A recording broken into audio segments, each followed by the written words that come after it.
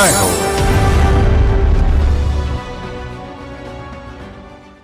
జై జవాన్ జై కిసాన్ ఓ స్ఫూర్తిదాయక సందేశం.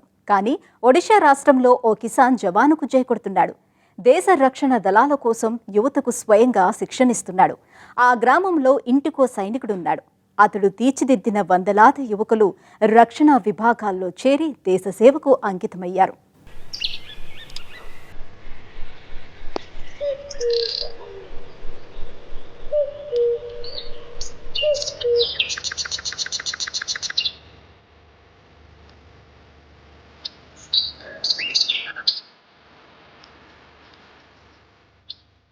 ఒడిశాలో అంతగా పేరులేని దేవీ నది తీరాన ఓ పచ్చని పల్లెటూరు.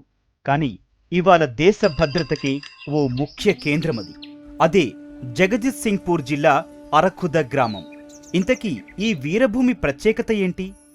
ఒకరు కాదు, ఇద్దరు కాదు. గ్రామంలో యువ కిషోరాలంతా జవాన్లు కావటానికి సిద్ధంగా ఉన్నారు.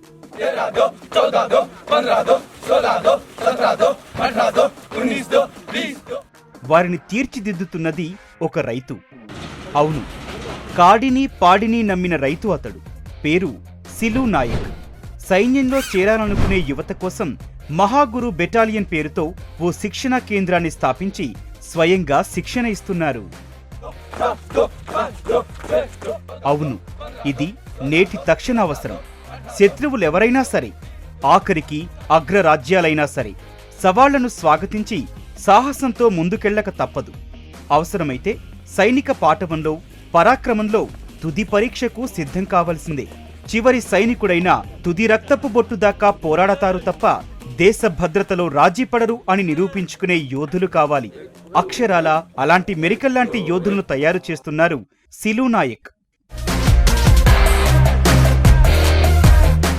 ఒడిషా రాష్ట్రం జగత్సింగ్పూర్ జిల్లాలోని ఓ చిన్న గ్రామం అరఖుద. ఇక్కడ 200 కుటుంబాలు నివసిస్తున్నాయి. ఈ కుటుంబాల యువకుల్లో 50% సైన్యంలో చేరేందుకు సిద్ధంగా ఉన్నారు. ప్రతి ఉదయం దేవీ నదీ తీరాన యువకులు సాధన చేస్తున్నారు. దేశం కోసం ప్రాణాలిచ్చేందుకు సైతం వెనకాడబోమన్న సంకల్పం కనబడుతోంది. ఇటువంటి దృఢ సంకల్పానికి ప్రేరణ ఎవరు? 2016 మసియారు ఈ సంస్థ 2016లో ప్రారంభమైంది. సంస్థ ముఖ్య లక్ష్యం ఎలాంటి సదుపాయాలు లేని పేద కుటుంబాల యువతకు శిక్షణ ఇవ్వటం. ఎందుకంటే వాళ్ళు అసాంఘిక కార్యకలాపాల వైపు ఆకర్షితులవుతారు. అలా జరగరాదనే మేము వారిని రక్షణ దళాలలో చేరాలని ప్రోత్సహిస్తున్నాం. 2016 సంవత్సరంలో నాయక్ ఒడిషా పారిశ్రామిక భద్రతా దళం నిర్వహించిన రాత, మౌఖిక పరీక్షలకు హాజరయ్యారు. కానీ ఎంతో కఠోరమైన శారీరక సామర్థ్య పరీక్షల్లో విఫలమయ్యారు. తనలానే అనేక మంది ఆశావహులు ఈ పరీక్షలో విఫలం కావటం చూశారు. నాయక్లో అంత సంఘర్షణ బయలుదేరింది. కానీ అదే సమయంలో ఆయనలో ఒక ఆలోచన రూపుదిద్దుకుంది. అక్కడి నుంచి తిరిగి వచ్చాక జీవితానికి మరో పరమార్థముందని గ్రహించాడు. సైనిక, భద్రతా దళాల్లో యువతకు శారీరక, మానసిక అర్హత పరీక్షల కోసం శిక్షణ ఇవ్వాలని నిశ్చయించారు. ఈ క్రమంలో మహాగురు బెటాలియన్ పేరుతో ఒక కొత్త పటాలాన్ని ప్రారంభించారు.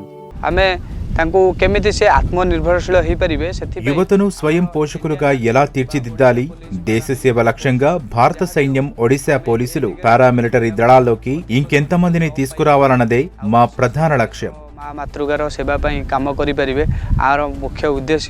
మహాగురు బెటాలియన్ కు తొలుత కష్టాలెదురయ్యాయి. కానీ కాలక్రమంలో అన్నీ పరిష్కారమయ్యాయి. ప్రజలు వాస్తవంలోకొచ్చారు. అందరూ నాయక్ సరిగా పిలుచుకునేలా సిలు నాయక్ ఇప్పటిదాకా 300 యువకులకు శిక్షణ ఇచ్చారు. వీరిలో 70 మంది భారత సైన్యం అనుబంధ విభాగాల్లో చేరారు. ఇక్కడ నేను ఓ ఏడాది సాధన చేశాను. నేను ఇప్పుడు భారత సైనిక పదాతి దళం యంత్ర విభాగంలో చేరాను. 1.5 నుంచి మహారాష్ట్రలో పనిచేస్తున్నాను. డిగ్రీ పూర్తయ్యాక భారత సైన్యంలో చేరాలని నాయక్ భావించారు. పరీక్షలో వైఫల్యం కల నిజం చేసుకోవటంలో తన్నేమీ నిరోధించలేదు. కాకపోతే తను అనుకున్నది మరో రూపంలో సాధించారు.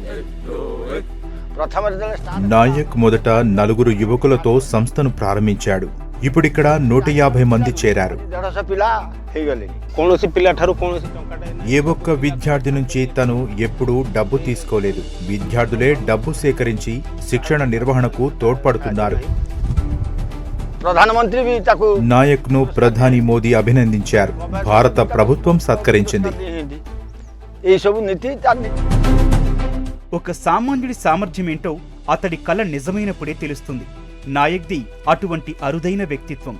సిలు నాయక్ మహాగురు బెటాలియన్ భారత సైన్యానికి సైనికులను అందిస్తోంది. ఆ గ్రామానికి, ఒడిశాకు గర్వకారణంగా నిలిచింది.